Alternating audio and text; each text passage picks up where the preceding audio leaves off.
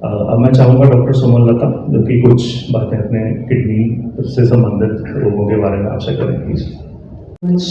Media का कि आप लोग सब लोग अपना कीमती टाइम निकाल के यहाँ पर आए, और करनाल में आने का मेरा एक और पर्पस ये इससे पहले कि मैं किडनी के बारे में बताऊँ, क्योंकि मैं इसी एरिया से बिलोंग करती हूँ। आई बिलोंग टू भुंडरी और मेरे पेरेंट्स वहीं के हैं। और थोड़ा सा मैं अपनी जर्नी के बारे में बताना चाहूँगी कि मैंने MBBS और MD रोहतक मेडिकल कॉलेज से किया, फिर एम्स न्यू दिल्ली में मैंने DM नेफ्रोलॉजी किया।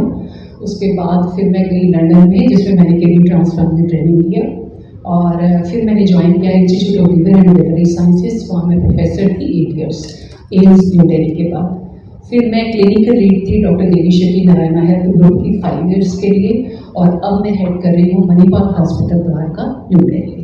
तो ये इस एरिया में आने का मेरा पर्पस है, क्योंकि मैं इसी एरिया से बिलोंग करती हूँ। अब बात अगर की जाए किडनी प्रॉब्लम की, जो किडनी प्रॉब्लम है एक्चुअली हम लोग सब लोग कंसर्न है कि हार्ट अटैक हो गया, ब्रेन का अटैक हो गया, लेकिन किडनी के बारे में जो किसी को पता नहीं है, और जो कि साइलेंट किलर है। क्यों है silent killer? Because late stages तक किडनी डिजीज का पता ही नहीं चलता। ऐसे ऐसे नौजवान आते हैं मेरी ओपीडी में कि एम्प्लॉयमेंट स्क्रीनिंग के लिए टेस्ट कराया, किडनी फंक्शन टेस्ट, क्रिएटिनिन 17 आया, क्रिएटिनिन जो किडनी फंक्शन होता है, और उसको डायलिसिस करना है। वो कह रहे डॉक्टर साहब मुझे तो सिम्टम्स ही नहीं है। तो kidney disease is a silent killer, और इसकी अवेयरनेस होना बहुत ज़रूरी है आज। तो ये एक अवेयरनेस का भी पर्पस है। सेकेंड जो है, क्यों बढ़ रही है किडनी डिजीजेस?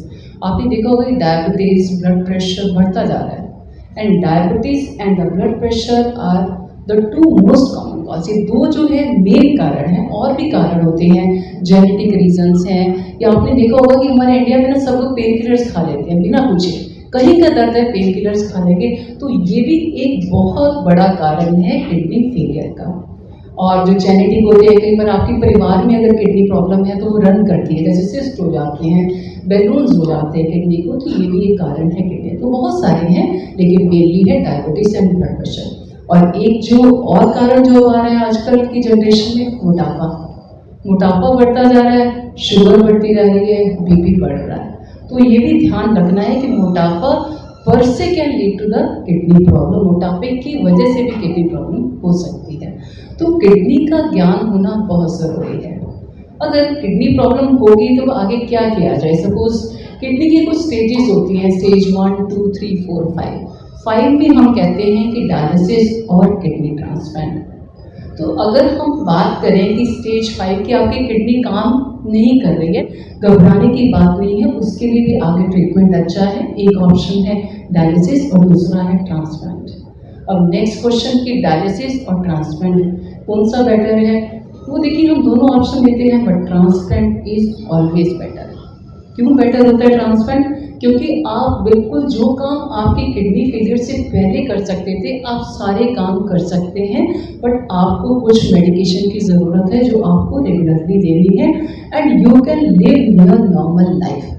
मतलब अगर मैं आपको नियर नॉर्मल लाइफ का एक एग्जाम्पल दूँ कि एक मेरी पेशेंट है, यंग फीमेल थी, उसे किडनी डिजीज डायग्नोज हुआ बहुत यंग एज में, बिफोर मैरिज।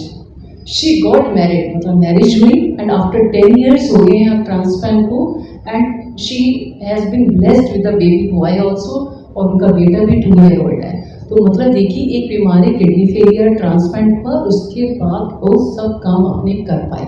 आप अपना काम ठीक से कर पाते हैं, जो भी आपका एम्प्लॉयमेंट है, आप जो पहले कर रहे थे जॉब वो कर सकते हैं।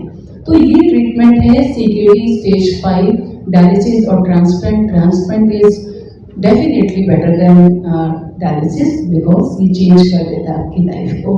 क्योंकि डायलिसिस में देखिए आपको डायलिसिस यूनिट में 2 बार जाना है, 3 बार जाना है। थोड़ी सी एक बीमार वाली फीलिंग तो रहती है कि हफ्ते में 3 बार आप जाएंगे, 4 घंटे की ट्रीटमेंट है एक डायलिसिस।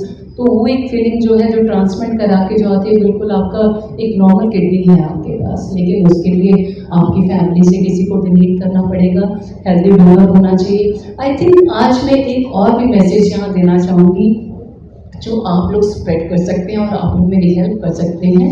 क्या है कि 2 लाख किडनी फेलियर के पेशेंट हैं जिनको ट्रांसप्लांट की ज़रूरत है, लेकिन सिर्फ 5,000 to 7,500 ही जाते हैं। क्यों जाते हैं?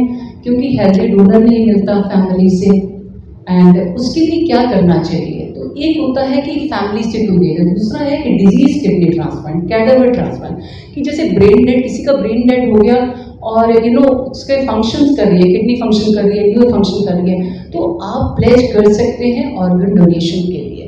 तो ये मैसेज जरूर स्प्रेड करना चाहिए कि हमारे पास बहुत शॉर्टेज है। एक जब पेशेंट किडनी फेलियर का एक घर में होता है, वो पेशेंट ही सफ़र नहीं करता है, वो पूरी फैमिली सफ़र करती है, physically, mentally, socially, economically, at all front. तो पूरा जो फैमिली उसके साथ सफ़र करती है, पूरा ड्रेन हो जाती है, क्योंकि जब मैं पेशेंट्स देखते हैं वो तो देखते हैं कि पूरा फैमिली आती है, सब लोग परेशान हैं। तो ये जो मैसेज है कि अगर आपके पास नहीं है, ऑर्गन डोनेशन की प्लेज आप जरूर करेंगे, क्योंकि this is the true gift of life. इससे बड़ा गिफ्ट नहीं है कि आप अपना ऑर्गन जाते हुए इस दुनिया से देके जाते हैं। आई थिंक मैं यही एंड करना चाहूँगी इस ब्रीफ नोट के साथ कि you spread this message about the awareness of the kidney disease, और अपनी इसी सर्विसेज को देने के लिए, जैसे कि मैंने भी बताया कि मैं 3rd Saturday of each month global cradle hospital में मैं अपनी सर्विस प्रोवाइड करूंगी, क्योंकि मेरे इस एरिया को लोगों को मेरा एक्सपर्टाइज, मेरा जो है अनुभव मिले, सो दैट मैं उनकी हेल्प कर सकूं इस जर्नी में, अगर वो किडनी फेलियर से ग्रसित हैं, और अगर वो इनिशियल स्टेज पे हैं तो मैं उनकी ट्रीटमेंट करके स्लो डाउन कर सकूं उनकी किडनी डिजीज में और उनकी हेल्प कर पाऊं। Thank you so much everyone for the kind patience. Step उठाएं कि ये नौबत नहीं आए, पहले से क्या सिम्टम्स होते हैं कि एकदम सिम्टम्स को आते नहीं, धीरे-धीरे बॉडी में सिम्टम डेवलप होते हैं, तो किस तरह की सावधानी बरती जाए, वो किन चीज़ों का परहेज किया जाए चीज़ों के लिए। देखिए, ये आपने बहुत अच्छा सवाल पूछा कि prevention is always better than cure, कि प्रिवेंट तो करना ही है, और प्रिवेंट कैसे करें। देखिए, मैंने रिस्क फैक्टर बताया आपको। अगर आपको डायबिटीज है तो अपना शुगर कंट्रोल करिए, अगर आपको ब्लड प्रेशर है तो ब्लड प्रेशर कंट्रोल करके रखिए, क्योंकि अगर आपको अगर है शुगर की बीमारी है, अगर शुगर कंट्रोल करके रखते हैं तो आप प्रिवेंट कर सकते हैं किडनी डिजीज को। अगर आप ब्लड प्रेशर कंट्रोल करते हैं तो आप प्रिवेंट कर सकते हैं। आपको अपना डाइटरी, अपना लाइफस्टाइल चेंज करना है, अपना वेट कंट्रोल करके रखना है, हफ्ते में 5 दिन 30 मिनट्स के लिए वॉक करनी है, सो दैट जो है आपका जो वेट संतुलन रहेगा। बिकॉज अगर आपका वेट कंट्रोल है तो शुगर भी कम होगी, क्योंकि ये देखा गया है कि अगर आपका वेट कम है तो बीपी आपका 5 to 7 मिलीमीटर वैसे ही कंट्रोल हो जाता है। प्लस आपको डाइटरी जो रेगुलर है, डॉक्टर के टच भी रहना है, अननेसेसरली की मेडिसिन नहीं खाना है, पेन किलर जो हम लोग खाते रहते हैं जैसे मैंने बताया।